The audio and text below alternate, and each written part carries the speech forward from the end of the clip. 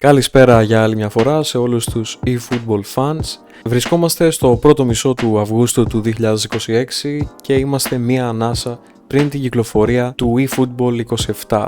Η Konami στην εκδήλωση eFootball Connect έδωσε κάποιες πληροφορίες για κάποια πράγματα που περιμένουμε στην επόμενη έκδοση του eFootball, που ουσιαστικά είναι μια ενημέρωση, ένα update στην ήδη υπάρχουσα πλατφόρμα του παιχνιδιού. Όπως κάνει τα τελευταία χρόνια, θα δούμε κάποιες αλλαγές στο gameplay, κάποιες αλλαγές στα τεχνικά ζητήματα του παιχνιδιού. Υπάρχει μια μικρή πιθανότητα να δούμε και κάποιες διαφοροποιήσεις στο UI, στο μενού δηλαδή του παιχνιδιού. Μπορεί να αγοράσει και κάποιες έξτρα άδειες για κάποιες ομάδες ή για κάποιους παίχτες, αλλά αυτό που μας ενδιαφέρει στο σημερινό βίντεο είναι να δούμε λιγάκι τι θα γίνει με τους Έλληνες παίχτες στο eFootball και συγκεκριμένα ποιες είναι οι πιθανότητες να δούμε κάποιες special highlight ή ακόμη και showtime κάρτες με τους Έλληνες διεθνείς και γενικά όλους τους Έλληνες που παίζουν σε ομάδες του εξωτερικού, των οποίων τις άδειες έχει η Konami ή παίζουν σε κάποια πρωταθλήματα για τα οποία έχει άδεια η Konami. Και φέτος το καλοκαίρι, παιδιά, με τις μεταγραφές έχει γίνει πανικός, οπότε πάμε γρήγορα να ξεκινήσουμε βλέποντας τι μας περιμένει από Σεπτέμβρη. Πάμε να δούμε λοιπόν τη λίστα των στάνταρ παιχτών. Βάζουμε στην εθνικότητα Ελλάδα και ξεκινάμε με τον Παυλίδη. Σας έχω πει και σε προηγούμενο βίντεο ότι έχει ανέβει πάρα πολύ η τιμή του σε GP Coins, κάτι που μας δείχνει ότι έχει αναβαθμιστεί η αξία του Παυλίδη. Είναι πολύ πιθανό να δούμε showtime κάρτα του αυτή τη σεζόν, ειδικά εάν τον δούμε να παίρνει μεταγραφή και σε κάποια ακόμα μεγαλύτερη ομάδα από την Μπενφίκα, αν και αυτό δεν φαίνεται πολύ πιθανό. Συνεχίζουμε με Μαυροπάνο, ο οποίος είναι ακόμη στη West Ham, δεν έχει βρει κάποια νέα ομάδα να συνεχίσει στην Premier League. Η West Ham έχει πέσει στη Β' κατηγορία Αγγλίας και ο ίδιος ο παίχτης δεν θέλει να συνεχίσει στη West Ham μετά την υποβάθμιση, οπότε θα δούμε το επόμενο διάστημα μήπως πάρει κάποια μεταγραφή. Παρ' όλα αυτά έχουμε δει ήδη μία κάρτα του Μαυροπάνου στο παιχνίδι από τη West Ham. Όσοι προλάβατε και την έχετε είστε τυχεροί, αλλιώς θα δείξει για το μέλλον του Μαυροπάνου τουλάχιστον στο παιχνίδι. Τρίτη κάρτα και πολύ σημαντική, Χρήστος Τζόλης, ο οποίος, όπως πολλοί θα είδατε, έχει πάρει τη μεταγραφή του στην Arsenal. Στα δύο πρώτα φιλικά λοιπόν της Arsenal, ο Τζόλης ξεκίνησε βασικός με δύο πολύ καλές εμφανίσεις και ένα γκολ που σκόραρε. Όπως γνωρίζουμε, η Konami έχει τα πλήρη δικαιώματα της Arsenal και αυτό είναι πάρα πολύ θετικό. Εάν ο Τζόλης κάνει καλή χρονιά, είναι πολύ πιθανό να δούμε showtime κάρτα του. Πλέον λοιπόν έχουμε πάρα πολύ σοβαρά στοιχεία να το πιστεύουμε αυτό. Βλέπουμε ότι η Konami δίνει συνεχώς showtime κάρτες παιχτών της Arsenal και ο Τζόλης δεν θα είναι εξαίρεση σε αυτό. Εάν βέβαια πάει καλά και στη σεζόν και δούμε ωραίες εμφανίσεις, τον δούμε να σκοράρει και να γίνεται αναπόσπαστο κομμάτι της αρχικής εντεκάδας. Στη συνέχεια έχουμε τον Στέφανο Τζίμα, ο οποίος θα επιστρέψει μετά τον περσινό τραυματισμό του και είναι πολύ πιθανό να τον δούμε να παίρνει αρκετά λεπτά στην ομάδα της Brighton. Φέτος είδαμε μία highlight κάρτα για τον Τζίμα και μία για τον Κοστούλα, αλλά φέτος, εάν έχουν παραπάνω ευκαιρίες και χρόνο για να δείξουν την αξία τους, μπορεί να δούμε και μία ακόμα καλύτερη κάρτα είτε για τον Τζίμα είτε για τον Κοστούλα είτε και για τους δύο, γιατί όχι. Ο Οδυσσέας Βλαχοδήμος τώρα, ο οποίος θα συνεχίσει για δεύτερη σεζόν στη Σεβίλη και φαίνεται ότι θα είναι και ο βασικός τερματοφύλακας της ομάδας. Εάν όχι βασικός, σίγουρα θα παίρνει χρόνο σε πολλά μάτς και αυτό δίνει σημαντικές πιθανότητες να δούμε είτε μία απλή highlight κάρτα είτε να δούμε και μία Player of the Week, η οποία γιατί όχι μπορεί να έχει και κάποιο booster. Αν η Σεβίλη κάνει καλή χρονιά, είναι πιθανό λοιπόν να δούμε και μια κάρτα του Βλαχοδήμου. Ο Τσιμίκας τώρα, που τελείωσε ο δανεισμός του στη Ρώμα και επέστρεψε πίσω στη Liverpool, σε πρόσφατο φιλικό φόρεσε και το περιβραχιόνιο του αρχηγού για ένα ημίχρονο και φαίνεται ότι η επιστροφή του τον βρίσκει πολύ ορεξάτο να παίξει ποδόσφαιρο.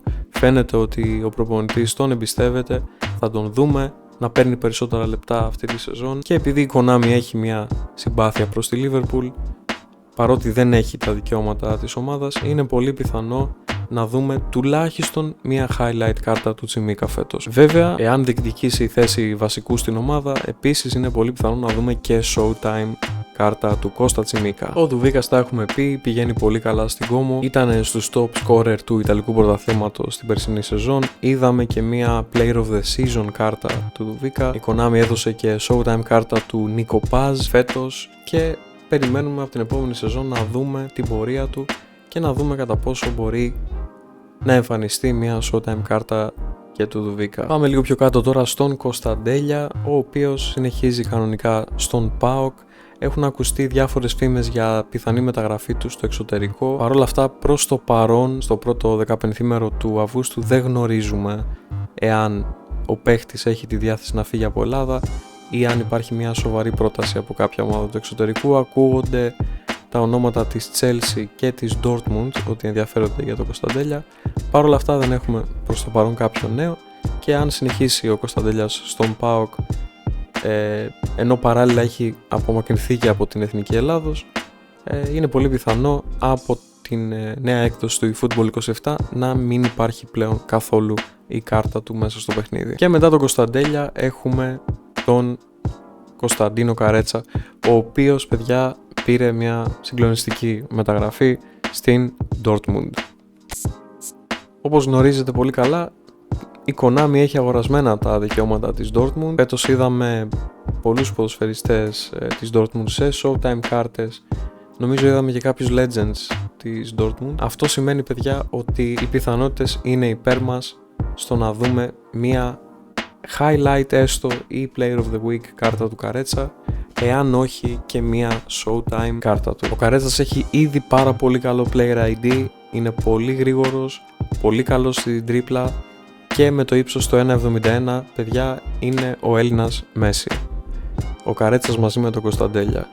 Δυστυχώς, μάλλον δεν φαίνεται να δούμε σύντομα μια δυνατή κάρτα του Κωνσταντέλια, αλλά ο Καρέτσας δηλώνει υποψηφιότητα, δηλώνει παρόν και είναι πάρα πολύ πιθανό να δούμε μια special κάρτα του Καρέτσα μέσα στην επόμενη σεζόν. Καθώς περνούσα για να πάω στον επόμενο παίχτη, πέρασα πάνω από τον Μπάρκα της Ουτρέχτη, στον τερματοφύλακα. Είναι πολύ κρίμα, παιδιά, υπάρχουν τα δικαιώματα του Ολλανδικού πρωταθλήματος, παρόλα αυτά δυστυχώς η Konami σπάνια μας δίνει special κάρτες από τις ομάδες της Ολλανδίας. Είναι πολύ κρίμα, γιατί μια highlight κάρτα του Μπάρκα πραγματικά θα μας έλυνε τα χέρια στο κομμάτι του τερματοφύλακα της Εθνικής Ελλάδος. Με το ύψος του και τα συνολικά του skills είναι μια πάρα πολύ αξιόπιστη επιλογή, ακόμα και η standard κάρτα για τα goal post όταν παίζουμε competitive, ιδανικά χωρίς smart assist. Συνεχίζουμε τώρα πιο κάτω και έχουμε τον Τάσο Μπακασέτα, ο οποίος αφέθηκε ελεύθερος από τον Παναθηναϊκό, ψάχνει αυτή τη στιγμή η ομάδα, δεν γνωρίζουμε ακόμη εάν θα γυρίσει πίσω στην Τουρκία ή ποια θα είναι τα επόμενα του βήματα. Εάν συνεχίσει σε κάποια ελληνική ομάδα, μάλλον θα τον δούμε έτσι και φέτος, με μια απλή standard κάρτα, χωρίς κάποιο club και χωρίς πολλές πιθανότητες να δούμε άλλη highlight κάρτα του. Και η μόνη περίπτωση να τον ξαναδούμε σε highlight μορφή, είτε σε player of the week, είναι αν κάνει κάποια φοβερή εμφάνιση με την Εθνική Ελλάδος. Ο Δημήτρης Γιαννούλης και ο Παντελής Χατζηδιάκος είναι πλέον παίχτες του ΠΑΟΚ και από αυτούς δεν περιμένουμε κάποια highlight κάρτα. Ο Ιωαννίδης και αυτός επιστρέφει από τραυματισμό και είναι πιθανό να τον δούμε περισσότερο να αγωνίζεται για την Sporting. Αυτό μπορεί να φέρει κάποιες καλές εμφανίσεις που μπορεί να φέρουν κάποια player of the week. Ήδη η Konami έδωσε φέτος μία highlight καρτούλα, έτσι λίγο low rated, του Ιωαννίδη, αλλά μία εκδοχή από την Εθνική Ελλάδος, όχι από τη Sporting. Και πάμε να μιλήσουμε λίγο και για τον Κουλιεράκη, τον άλλο παιχταρά που πήρε μια φοβερή μεταγραφή στην Ρώμα. Στο πρώτο φιλικό που έπαιξε, παιδιά, η Ρώμα, ο Κουλιεράκης έκανε πολλά φάουλ, ήταν πολύ δυνατός στην άμυνα και κάποια στιγμή έβαλε και ένα γκολ με κεφαλιά. Ο άνθρωπος αυτός θέλει να παίξει μπάλα στο Ιταλικό πρωτάθλημα, έχει πολλή διάθεση, διεκδικεί τη θέση του βασικού και αναλόγως την πορεία που θα έχει τουλάχιστον τους πρώτους μήνες στη Ρώμα, πιστεύω πως τουλάχιστον μια highlight κάρτα του θα τη δούμε φέτος. Εάν η πορεία του είναι καλή, εάν παραμείνει βασικός για όλη τη σεζόν, τότε είναι πιθανό να μην δούμε απλά μια highlight, να πάμε και σε showtime ή να δούμε έστω μια boosted player of the week. Η περίπτωση του Κουλιεράκη είναι πάρα πολύ καλή και όπως είπαμε, αναλόγως στην απόδοση, περιμένουμε την εμφάνισή του και στο eFootball 27. Τώρα, εκτός από τον Μπάρκα, μια ακόμη κάρτα που θα ήθελα εγώ προσωπικά να δω στο παιχνίδι κάποια στιγμή είναι η κάρτα του Νεκτάριου Τριάντη.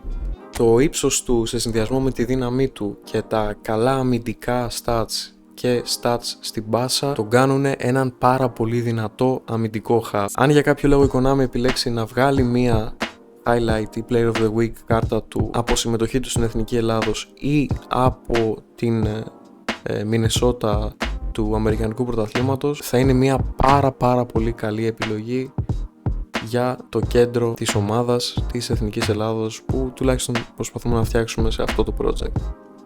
Άλλη μια περίπτωση τερματοφύλακα που μπορεί να δούμε highlight κάρτα του στο eFootball 27 είναι ο Τζολάκης, ο οποίος πήρε μεταγραφή στη Χαλ και αν έχει συμμετοχές και καλή απόδοση στο αγγλικό πρωτάθλημα μπορεί και να τον δούμε και στο παιχνίδι με μια δυνατή κάρτα. Τώρα εδώ επίσης έχουμε και τον Βαγιανίδη αλλά και τον Αλεξανδρόπουλο που είναι πλέον επίσημα και οι δύο παίχτες στη Sporting.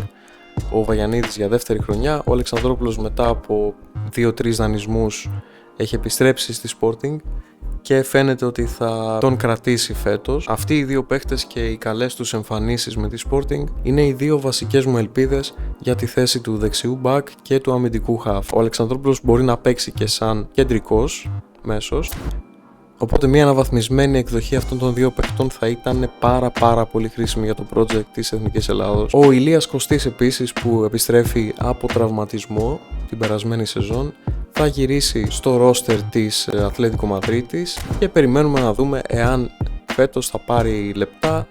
Πέρυσι είχε δοκιμαστεί στα φιλικά πριν αρχίσει η σεζόν, αλλά δυστυχώς τραυματίστηκε, οπότε δεν έπαιξε καθόλου. Φέτος θα έχει άλλη μια ευκαιρία και αν τυχόν αποδώσει όπως περιμένουν από την Ατλέτικο, τότε είναι πιθανό να δούμε και αυτόν τον παίχτη. Πιστεύω προς το τέλος βέβαια τη σεζόν να τον δούμε σε μια highlight εκδοχή. Άλλη μια καλή περίπτωση είναι ο Γιώργος Κούτσιας, ο οποίος έχει πάρει μεταγραφή στη Φαμαλικάο του Πορτογαλικού Πρωταθλήματος. Υπάρχουν κάποιες πιθανότητες να δούμε και αυτό το ποδοσφαιριστή σε κάποια Player of the Week ίσως εκδοχή. Πολύ δύσκολο θα έλεγα, αλλά από την Ελβετία που έπαιζε την προηγούμενη σεζόν, που ήταν απίθανο να δούμε highlight εκδοχή του, τώρα από το Πορτογαλικό Πρωτάθλημα υπάρχουν κάποιες έξτρα πιθανότητες. Μια υποσχόμενη καρτούλα και αυτή για μελλοντική αναβάθμιση και ελπίζουμε για το καλύτερο.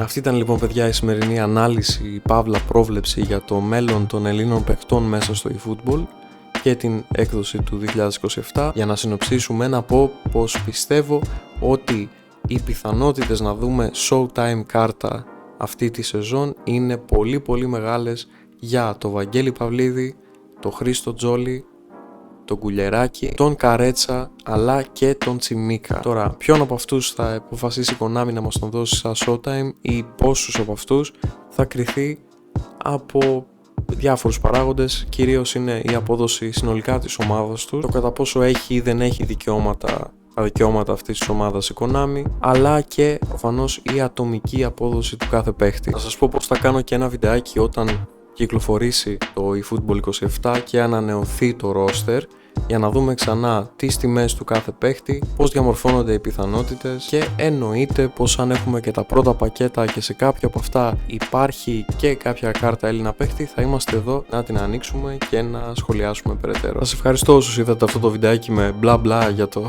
παιχνίδι άλλη μία φορά χωρίς gameplay. Ελπίζω να έχετε όλοι έναν ήρεμο γεμάτο μπάνια Αύγουστο, να προσέχετε και τα ξαναλέμε πολύ σύντομα.